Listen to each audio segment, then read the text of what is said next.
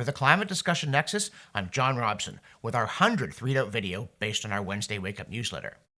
Which would be a milestone to celebrate if we were in that kind of mood. But instead, of course, we're looking at Ukraine and wondering how on earth the free societies got ourselves into this mess and why some people want to make it worse. For instance, in The Charge of the Lightweight Brigade, longtime climate activist Bill McKibben rides into the valley of death with a claim that, quote, from Lagos to Las Vegas, youth climate activists rally to Ukraine's side with a call to quit fossil fuel, end quote. And then he quotes the great German leader Luisa Neubauer, who, in case you have no more idea who she is than Vladimir Putin does, became a German high school strike leader at the tender age of 22, that, quote, there will be no real freedom or sustainable peace anywhere as long as there's dependency on fossil fuels, end quote. So, what a comfort for Ukrainians to know that the world's climate activists applaud them from faraway Las Vegas, or in McKibben's case, Palo Alto, as they run out of energy, not to mention food, clothing, building supplies, and other necessities. Theirs not to make reply, nor to reason why Europe abandoning its domestic hydrocarbon infrastructure and becoming dependent on Putin's gas and oil instead would be the key to world peace. Never mind javelins, other munitions. Maybe Germany can send the Ukrainians some more climate protest placards.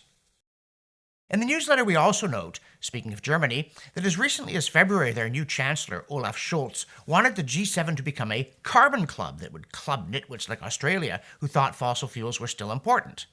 And then Putin invaded Ukraine, and Germany was caught with its power plants down, and they decided to double military spending and clear the unicorns out of the stable. But some people still do have this fantasy that the alternative to dependence on Russian natural gas is to have no energy at all and be happy and safe, including the New York Times Climate Forward, which is delighted that EU leaders, quote, are expected to announce a proposal next week that would accelerate the clean energy transition and reduce permanently our dependence on imports of natural gas, end quote. Well, we have an idea for that: fracking and nuclear plants. Gosh, can we be leaders? Actually, Britain's Secretary for Business and Energy, while announcing drilling in the North Sea, said this week, quote, that his country's energy security would ultimately have to come from renewables, which in Britain includes nuclear power, end quote. And that's good, even if the talk of other renewables continues, provided sensible action starts. Of course, other alarmists are saying, never mind war in Ukraine or oil and commodity prices exploding around the world. Look at the IPCC's Volume 2 of their 6th assessment report. Climate Home News huffed, quote, Russian war overshadows IPCC report, end quote, and then says, quote, in a sane world, publication of an atlas of human suffering would top the international news agenda all week, end quote. Sure, since a military clash between nuclear-armed nations could only kill us in reality, whereas climate can do it rhetorically. And so the Associated Press, newly funded by climate alarmists, coincidentally declared that the report says we're all on fire or something, and ran the usual stock images of wrecked houses, blazing trees, and other marks of the apocalypse, under the headline, quote, UN Climate Report, Atlas of Human Suffering Worse, Bigger, end quote. And we do agree that the reports keep getting bigger, and their scientific quality keeps getting worse, as does their connection to reality. And now, a word from our sponsor, and that's you. Because at the Climate Discussion Nexus, we're dependent upon support from our viewers and our readers. Please go to our donate page, make a one-time pledge, or if you can, a monthly one. I'm not talking a lot of money, though. If you've got it, we'll take it. $2 a month, $3, $5. That's the sustaining funding that we need to produce these videos on our newsletter. And now, back to me. In fact, we did a deep dive on a Miami Herald story saying, quote, climate change has already changed places like Florida permanently and irreversibly, affecting coral reefs, leading to higher property values and increasing inequality for vulnerable populations in the state, according to a new global report from the world's top scientists, end quote.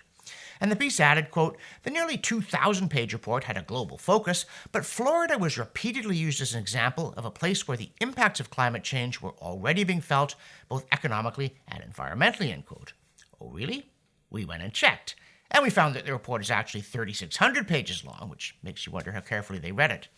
And then in the newsletter, we listed everything it said about Florida except bibliographic references, and none of it is even slightly scary. Now, since people say there are too many quotations in these readouts, although I want to stress that one reason we do that is we want to make sure we're representing people's views fairly before rubbishing them. You can find it all on our blog, though I won't quote it here. But we warn you, far from giving you sleepless nights, it may give you sleepy days. Like a piece in the Sydney Morning Herald arguing that tax cuts for young people won't be popular because they'd rather have climate action than money, based on surveying, quote, thousands of school students and future voters, end quote, who don't pay taxes yet. In Ontario, meanwhile, the Ford administration is backing off promised cuts to gas taxes at a very bad time, and we'll see how that works for them.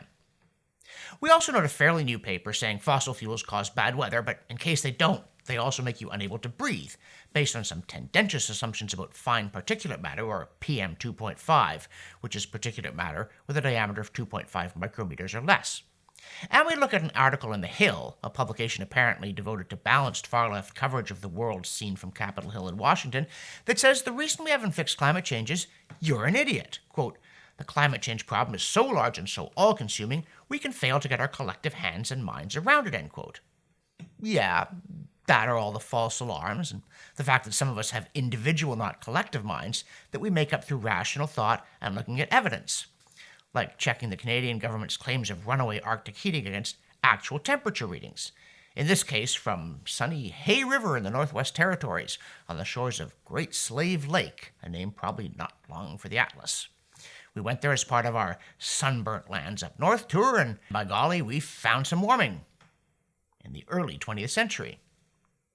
We also took a further look at this new assessment of extreme weather, this time about flooding, and they found that there does seem to have been more rain globally, but, quote, corresponding evidence for increases in flooding remains elusive, end quote. And some studies say there's actually been less of it. Mind you, that paper also believes in the medieval warm period just because it happened, so what do they know?